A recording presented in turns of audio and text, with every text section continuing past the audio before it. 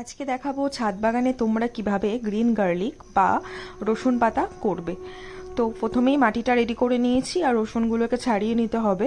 এক্ষেত্রে খেয়াল রাখতে হবে যে রসুনের কোয়াগুলো যেন তোমরা একটু মাঝারি বা বড় সাইজের নাও। মাটিটা রেডি হয়ে যাওয়া সত্ত্বেও চেঞ্জ করতে হলো, এই ব্লুটায় করব। ওই গ্রিনটার মধ্যে পুরো মাটিটাই করা হয়ে গেছিলো, কিন্তু পরে মনে পড়লো যে ওটাতে তোমার একদমই ড্রেনেজ সিস্টেমটাই করা নেই, তো এটাতে করতে হবে। চলো তাহলে ড্রেনেজ সিস্টেমটা করে নিই, তারপরে মাটিটা এর মধ্যে ট্রান্সফার করে দেবো। আর মাটিতে আমি দিয়েছি নর্মাল মাটি আর ভার্মি কম্পোস্ট, এছাড়া আর কোনো সার এখন প্রয়োগ করা হচ্ছে না। আগে এখন রসুনগুলো মাটিটা ট্রান্সফার করে দেওয়ার পরে রসুনগুলো দিয়ে দেব, তারপর রসুন কি পরিস্থিতি হচ্ছে দেখে নিয়ে তারপরে আমি বাকি সার প্রয়োগ করব।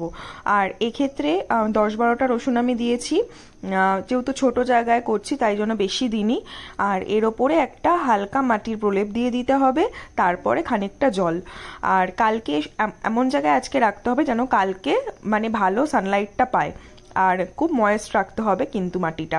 চলো আজকের মতো আসছি, আবার দেখা হবে নেক্সট একটা ব্লগে। টাটা।